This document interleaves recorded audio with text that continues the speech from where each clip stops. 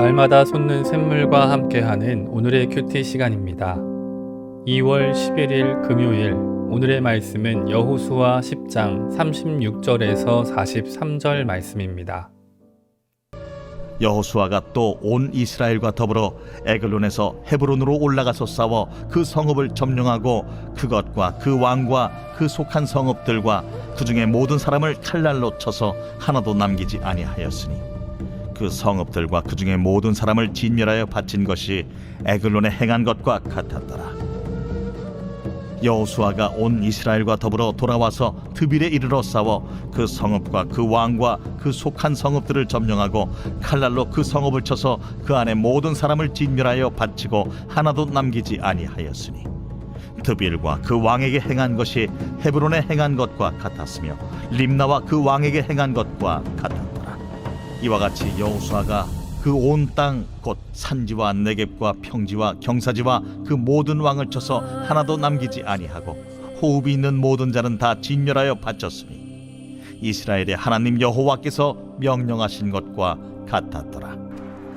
여호수아가 또 가데스 바네아에서 가사까지 와 온 고센 땅을 기브온에 이르기까지 치매 이스라엘의 하나님 여호와께서 이스라엘을 위하여 싸우셨으며 여호수아가 이 모든 왕들과 그들의 땅을 단번에 빼앗으니라. 여호수아가 온 이스라엘과 더불어 길갈 진영으로 돌아왔더라. 여호와 니시, 하나님은 승리케 하시는 분이십니다. 다윗은 온 힘을 다해 성전을 위한 준비를 마치고 이런 고백을 드렸습니다. 여호와여, 위대하심과 권능과 영광과 승리와 위엄이 다 주께 속하였사오니 천지에 있는 것이 다 주의 것이로소이다. 여호와여, 주권도 주께 속하였사오니 주는 높으사 만물의 머리이심이니이다. 아멘. 다윗은 자신의 모든 소유뿐만 아니라 승리 역시 하나님께 속한 것임을 분명히 알았습니다. 오늘 우리의 삶에도 다윗과 같이 승리를 주신 하나님을 향한 찬양의 고백이 넘쳐나길 원합니다. 어제와 오늘 본문은 여호와께서 주신 승리로 가득한 모습이 기록되어 있습니다. 28절에 막게다를 시작으로 림나와 라기스, 게셀과 에글론까지 우리는 승리케 하시는 여호와 하나님의 능력을 아침마다 목도하고 있습니다. 하나님께서는 여호수아와 이스라엘이 아모리 연합군과의 전쟁에서 크게 승리하게 하시고 가나안 남부에 있는 수많은 성읍을 단번에 취하게 하십니다. 과거 창세기 15장 16절에서 하나님은 아브라함에게 아모리 족속의 죄악이 아직 가득 차지 아니하였다고 하셨는데 이제 여호수아 10장에서는 죄악이 가득 찬 가나안 남부의 성읍들이 단번에 진멸된 것입니다. 오늘 우리는 단번에 승리하신 예수 그리스도와 동행하여 승리하는 믿음으로 살아가는 저와 여러분이 될 수 있기를 소망합니다. 36절과 37절을 보면 헤브론에 관한 정복 기사가 기록됩니다. 앞서 막게다와 림나, 라기스와 에글론을 점령한 여호수아와 이스라엘은 이제 연합과 동맹이라는 뜻을 가진 헤브론 성읍으로 진격합니다. 헤브론은 팔레스타인에서 가장 높은 곳에 있는 도시로 성경에서는 종종 기럇 아르바라고도 불립니다. 그 말은 아르바의 성읍이라는 뜻입니다. 아르바는 거인 아낙 자손의 조상이자 가장 위대한 용사로 칭송받았다고 하니 헤브론 성이 얼마나 크고 방어가 잘 되어 있을지 우리는 짐작할 수 있습니다. 후에 헤브론은 갈렙의 기업이 되었다가 도피성으로 지정되었으며 다윗 통치 초기에 수도 역할도 하게 됩니다. 하나님께서는 여호수아를 통해 그 성 안에 있던 모든 사람을 진멸하게 하셨습니다. 이스라엘은 남부 5 동맹국 중 3성읍인 라기스와 에글론 그리고 헤브론을 정복했습니다. 헤브론을 공격할 때 특이한 점은 동맹국의 5왕은 동굴에서 죽었는데 여기 헤브론 성에 있는 왕은 누구인가 하는 점입니다. 그것은 헤브론이라는 말이 연합과 동맹을 뜻하기에 그곳에 거하는 여러 왕 중에 하나라고 볼 수도 있고 혹은 죽은 왕을 대신하여 왕위에 오른 후계자라고 볼 수도 있을 것입니다. 또 다섯 연합군 중 나머지 두 성읍인 예루살렘과 야르뭇에 관한 정복 기사는 본장에 언급되지 않고 있다는 것도 눈에 띕니다. 그 첫째 이유는 야르뭇과 예루살렘은 나머지 성읍과 달리 가나안 중부 지역에 있기 때문으로 이해됩니다. 본장에는 언급되지 않았어도 여호수아 12장 10절과 15장 35절을 보면 이스라엘이 정복한 지역에 야르뭇이 포함되어 있는 것을 알 수 있습니다. 반면 예루살렘은 여부수 족속이 함께 거주하다가 사무엘하 5장 7절에 다윗 시기에 와서야 완전히 정복된 것으로 보입니다.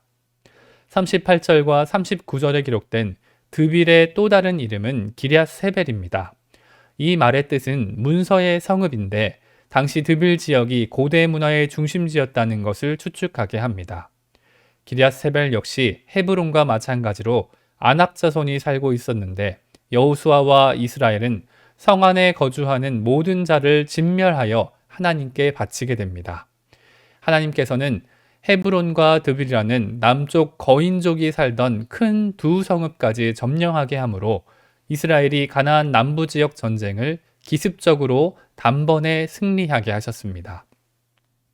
40절과 41절은 지형에 따라 그리고 지명에 따라 가나안 남부 점령 사건을 설명합니다. 먼저 40절은 지형적 관점으로 설명을 시작합니다. 산지는 남부 산악과 그 주변 지대를 말하고 네겝은 가나안 남부의 건조하고 광활한 사막 지대를 의미합니다. 평지는 해안 쪽으로 비옥하고 낮은 평원지대이며 경사지는 여러 산으로부터 사해 쪽으로 기울어진 산록지대를 의미합니다.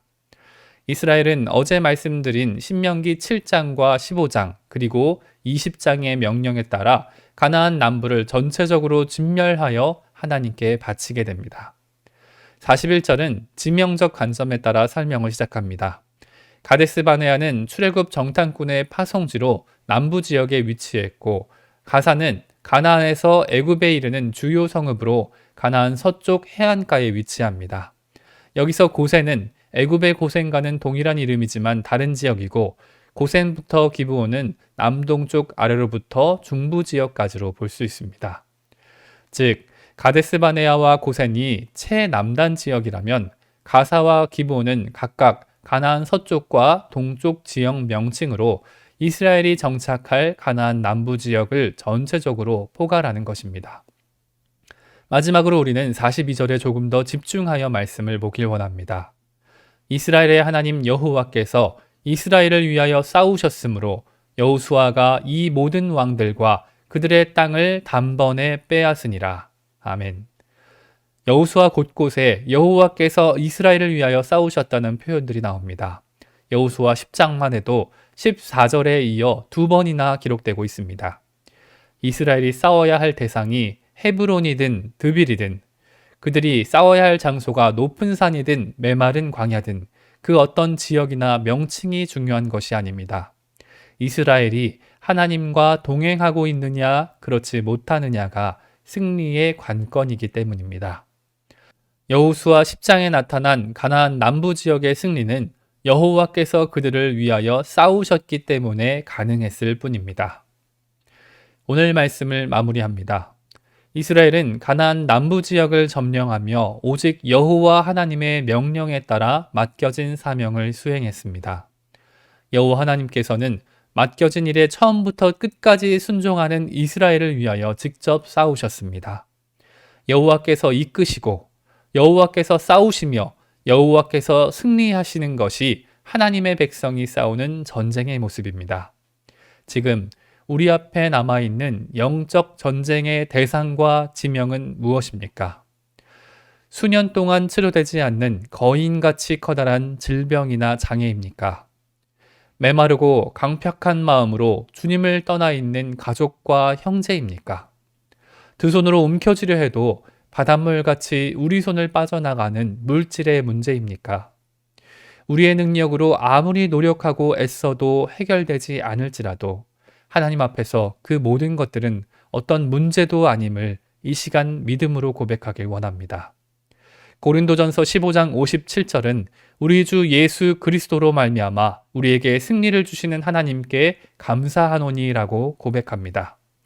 말씀을 듣고 계신 사랑하는 성도님, 정말 승리가 여호와 하나님의 것임을 믿으십니까?